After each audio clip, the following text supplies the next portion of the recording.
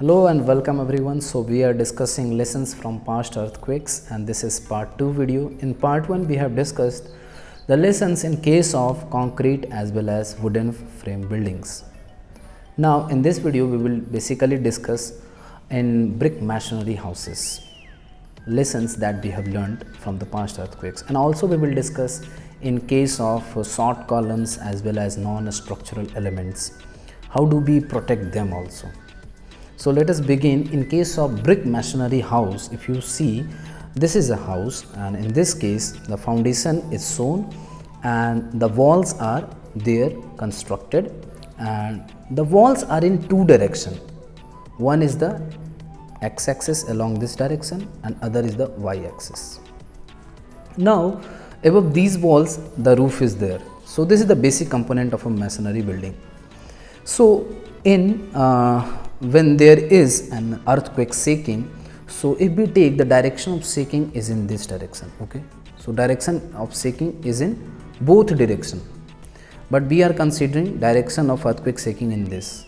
So in this case the wall which will be pushed in the plane of the wall, so one wall will be facing earthquake load parallel to the plane, whereas one wall will face this earthquake force perpendicular to the plane of the wall, okay.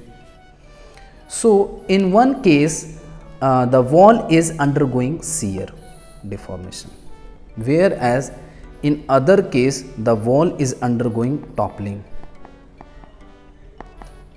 All right.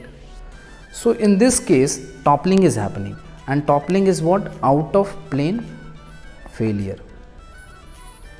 So wall will crumble out of plane, it will topple down. So that's the weak direction of the wall when the loading is acting perpendicular to it, whereas if the load is acting in plane of the wall, that is stronger direction. So walls become sensitive to the direction of the earthquake forces. Similarly, if you take in this case, if the direction of earthquake shaking is considered here, so these two walls will be undergoing toppling, whereas these two walls will undergo shear deformation. So generally earthquake is in both direction, x-axis as well as in the y-axis. So by that condition all the walls will undergo little shear deformation and undergo little toppling depending on the direction of earthquake. So if we want to make good end connection between all the walls for better performance of the brick masonry houses, then we have to provide two-third joints in masonry courses or L-shaped dowel bars. Now these joints connect the walls in both the direction, parallel as well as perpendicular direction, lateral as well as longitudinal direction.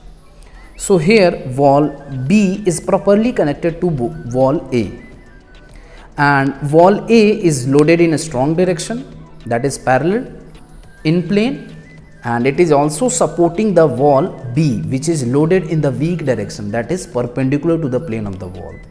So this is how the connection end connection between the walls is being done, and they share the advantage to one another, okay. So also the slender walls are most vulnerable. Now the term here is slender wall. Slender wall means what? When the wall is having good amount of length also, okay, and the thickness or the width is very less, okay. Length is higher and height is also higher, but cross-sectional area or width is less. So slender walls becomes vulnerable in case of earthquake. From the past earthquake history it has been observed. So this line is here written already that height, length and width has to be kept within limits. So if we take the example of thick wall and thin wall, here is this, and this wall which you are seeing here, this is 1.5 bricks, okay, whereas this is a single brick wall. So thick wall, which is 1.5 brick wall, is performing better than the 1 brick thick wall. Okay, and especially they perform better when the load is in perpendicular or the weaker direction. Okay, similarly the wall which is shorter is performing better than the taller wall in case when the walls are loaded in weaker direction, that is perpendicular or out of plane. And if our wall is thin and tall, they will undergo overturning. All right.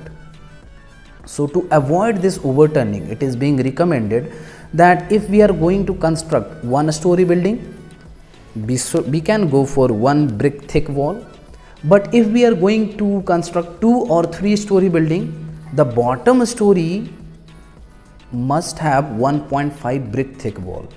Why? Because the earthquake force is maximum at the bottom, whereas the top story can be provided with single brick thick walls. So slender wall can also become vulnerable when the length of the wall is increased, longer wall span. So the span length of wall should not be very long. Okay, here in this case you are seeing a large portion of wall is not being supported by any cross wall. Now this is the cross wall. Cross wall is what? The wall which is perpendicular to the longer wall. Okay, or any wall. Cross wall is the wall in which the load is acting in the parallel direction. All right.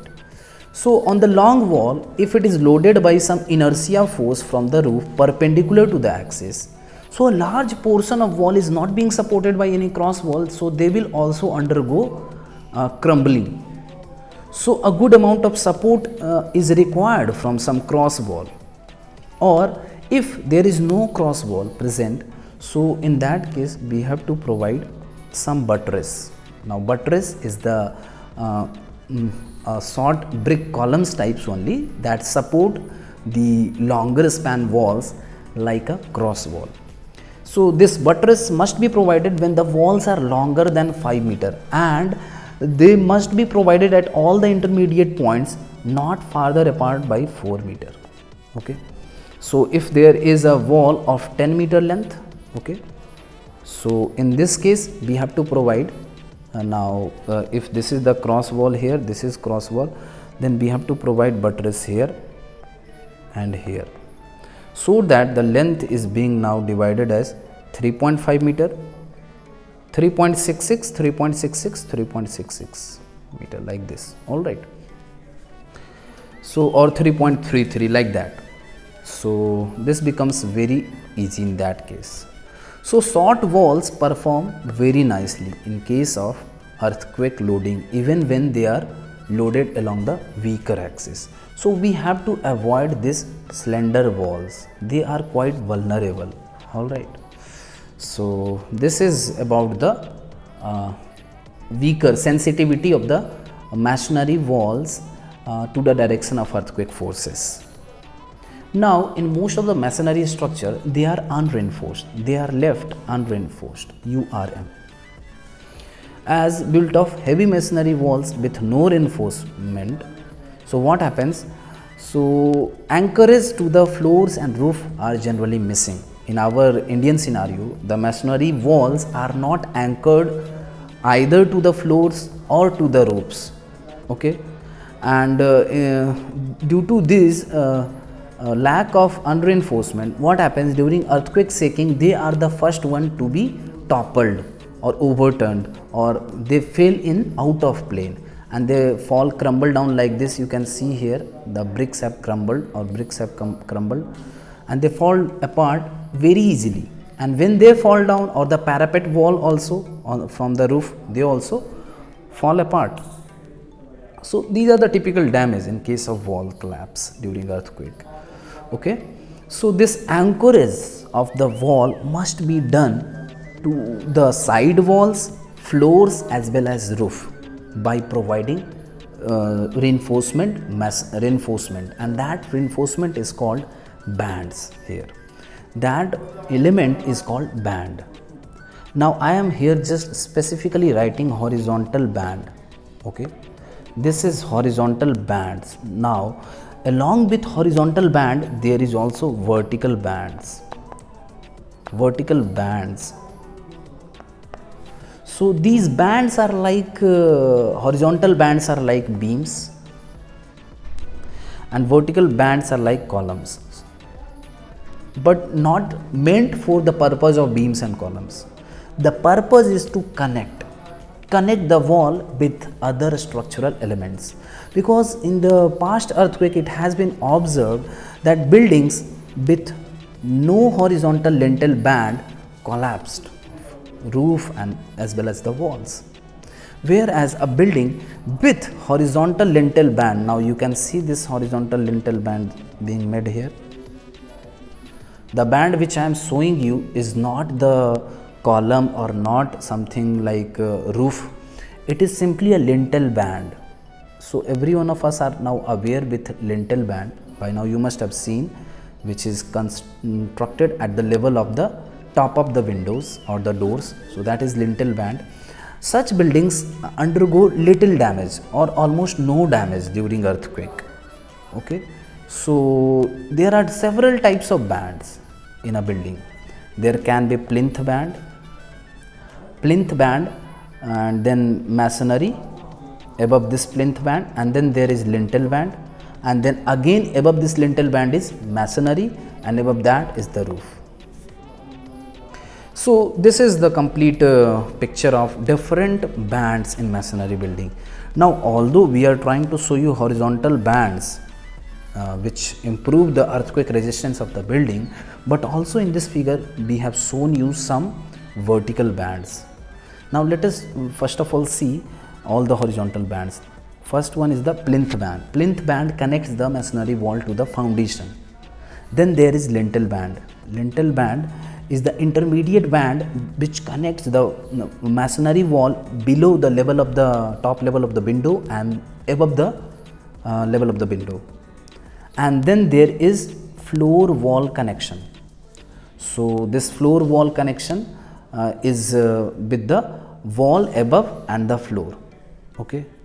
Then there is lintel band, you can see, and then at the top is the roof band. Roof band connects the wall with the rooftop, and then there is gable band. Gable band connects the gable roof to the trusses. Okay, and this truss is also connected with the wall, truss wall connection. Okay, and then in this figure also we have shown few vertical bands also, and that is I am highlighting here as this one. You can see this is what? This is an example of peripheral wall connection, or the wall at the corners are connected together like this. Okay, so this is peripheral wall connection. Similarly, there is another vertical band like this, cross wall connection. Okay, cross wall is being connected to this. So these are the cases of bands in masonry building which improve the earthquake resistance of a building, because if you see by provision of this lintel band, all the walls are connected with each other during shaking while earthquake forces are being applied, and this bending of lintel band happens here, and this lintel band also bend, whereas this lintel band is simply pulled. Okay, so pulling and bending of the lintel band occurs and they keep the walls connected. Now when we are going to construct small lintel bands, then this is the reinforcement detailing, two simple bars and with effective depth is 75 mm, and if we want to construct larger lintel bands, in that case the depth of lintel band has to be kept 150 mm, and you know this type of hookup is called hooks. Okay, and this is the 135-degree bending here at the in the reinforcement. This has to be done. Now again some more reinforcement detailing is being shown in case of wooden band, in case of RC band. So you can see how the reinforcement is being continued. This is very important. Try to see in this figure, the reinforcement is being continued here in this direction also, again from this direction to this direction. In this figure also, this reinforcement you can see is being continued in another direction, okay, and this steel bar is also continued in another direction. Similarly, and this is a wrong practice, this is a wrong practice in which we just continue this war like bars like this. So the correct practices as well as incorrect practices are also shown in case of RC band. So this is about the horizontal bands. Now there is also vertical bands also becomes necessary in RC buildings.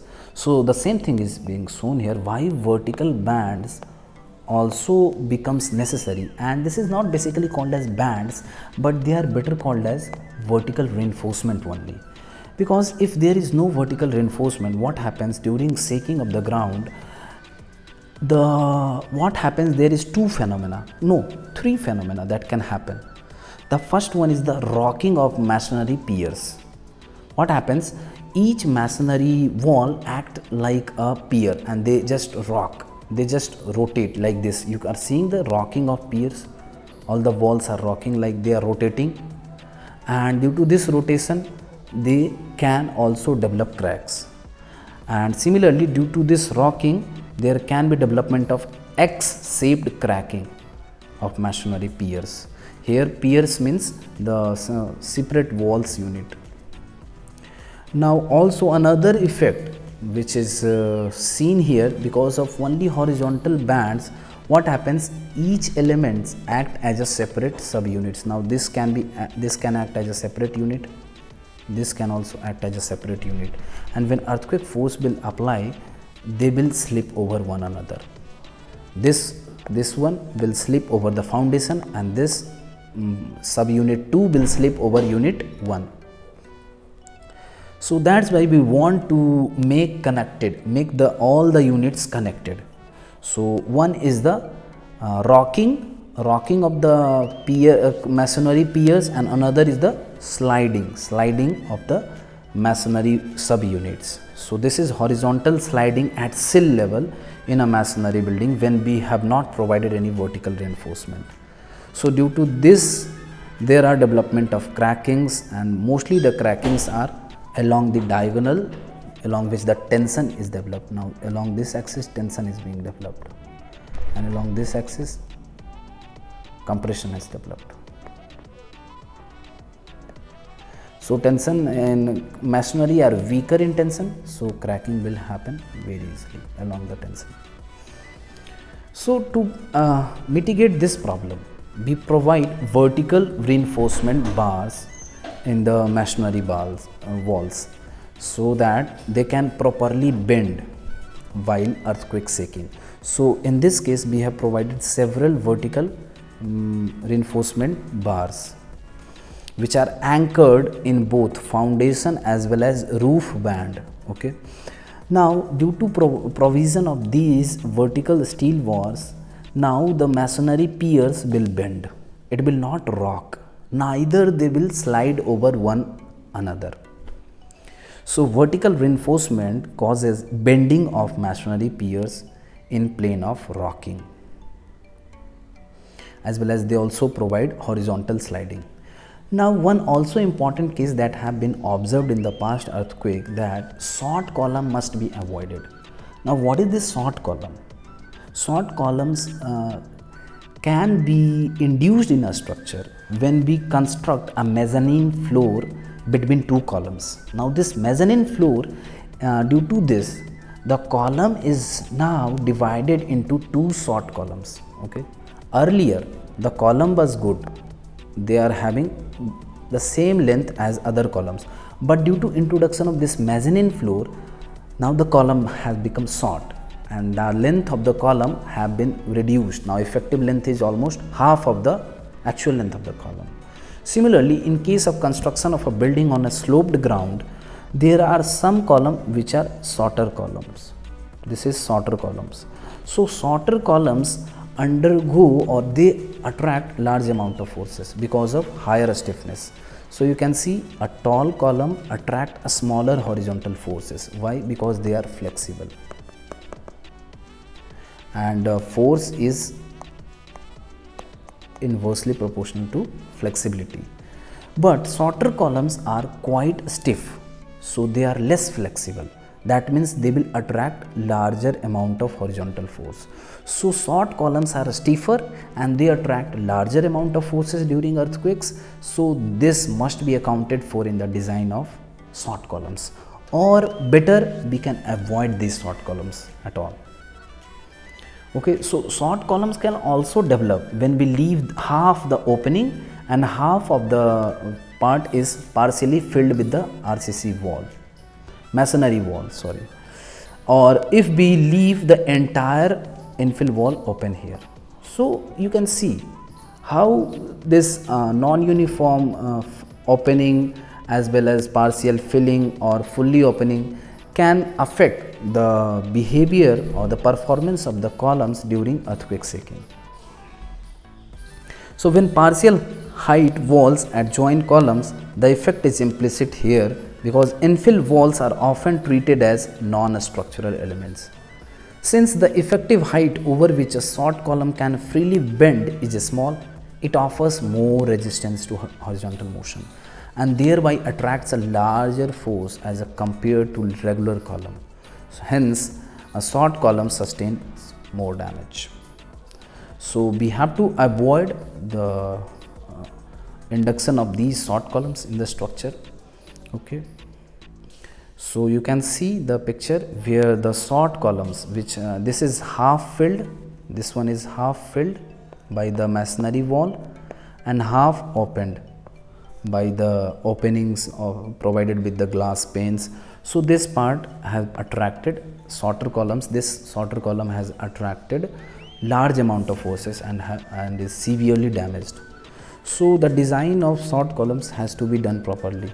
So you can see a large amount of reinforcement is provided in this short column where we have provided this mezzanine floor. Okay, and in case of short column as well as regular column, you can see the difference in reinforcement here. The reinforcement bars are closely spaced and a spatial transverse confining reinforcement is provided throughout the height and into the column even above the short columns. Okay. So all these ductile detailing of reinforcement in a building with short columns are provided in the code, that is IS 13920. IS 13920, this is the code for ductile detailing, all the ductile detailing, and all the ductile detailing are taken from this code. Next is the base isolated buildings, in which the building is isolated from the base and basically supported by a series of bearing pads. These are the bearing pads or the rollers or springs placed between the buildings and its foundation. Most of the deformation in isolators and acceleration of the building is reduced and there is less damage. So we have discussed these base isolation devices, bearings, in our previous video also. There are several buildings, although not very common in India, but these big mega structures are base isolated buildings, and of course a lot of engineering mechanism is involved in it. You can see in this picture they have practically removed the column here and chipped off the foundation and then placed the bearing pads. Okay, and this column is being supported by a beam, and beam is taken by this 2-point loading here supports, and after providing this base isolation device, entire mechanism will be removed and the column will be supported over this base isolation device. Okay, so this is how the building is isolated from the base. Seismic retrofit, this is again done with the help of frames or bracing to strengthen the older concrete buildings, okay, in which we cannot isolate the entire structure, but we can improve the lateral stiffness of the building. Now last one is the non-structural elements. This is here represented by NSC, and non-structural elements are not the structural elements, but these elements are quite important and sometimes even critical in our structure, and they become so important or critical that they are more important than the structure itself. Hence, a good connection of such non-structural element with the structural element must be done. Like in the given figure, you can see the spilling of the chemical spill in a laboratory has happened, and the entire laboratory can be devastated. And this library, all the bookshelves now are toppled, overturned, and this can lead to damage of entire library. Also, in case of pipelines, water pipelines, they have shifted, their access is now shifted, so the pipeline supply will stop, water supplying. Similarly, in case of electrical control panels, they can break the connection, which are very critical than the structure itself. So these non-structural elements also has to be considered in the design, and there can be two procedure. One is non-engineered and another is engineered. In non-engineered aspect, we just have to make the good connection of such NSE, non-structural element, with the structural element. Now what are the structural elements? Those are the walls and the floors. So these non-structural elements can be connected properly or tied with these cables through the structural elements. Here you can see all are tied with the floor, and they are also bolted here. You can see in these figures how the tying and bolting is being done here. So this is very important in case of important non-structural elements. Similarly, this almirah is bolted with the wall behind it. And in this case of library or some glass artifacts which is kept in a museum like that, so they can be saved by providing string. Now this front panel plate or the string which is provided, they really protect the entire things kept on the shelf. Okay, so this is non-engineered approach for earthquake protection of non-structural elements, and by these simple anchorings we can safeguard the elements being kept inside.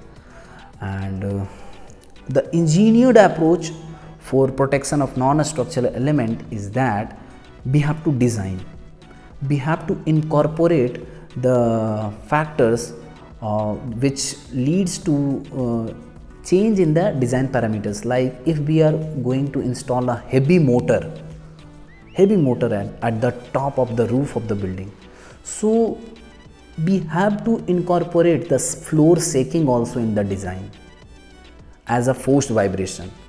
So when we are going to design the roof, we have to design entire building that there is shaking at the roof. So that shaking also has to be considered. So shaking at NSE can be more severe and different in characteristic, and these shaking has to be incorporated in the design.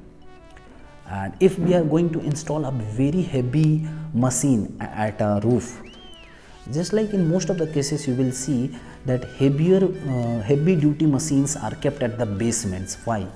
Because at basement you need not to design much things, but if they have to be kept on top floors, you have to include that mass also along with the mass of the floor. Similar in the case of undeformed glass panels, if you are providing no infill wall at all, you are just providing glass panels, so they make the structure rigid, glass panels. Okay, so you have to design the structure like that according to undeformed glass panels while the building is trying to be deformed. So all these are the engineered approach for earthquake protection of non-structural elements only. So this is all about the lessons that we have learned from the past earthquake history, and there are many more which we could not include due to limited scope of the syllabus, but of course you can venture into it. This is very interesting topic, and many more things are also discussed in the earthquake resistant design philosophy, which we have discussed in another playlist. So we will be keep on discussing on these things. So till that, stay tuned and stay safe. Thank you.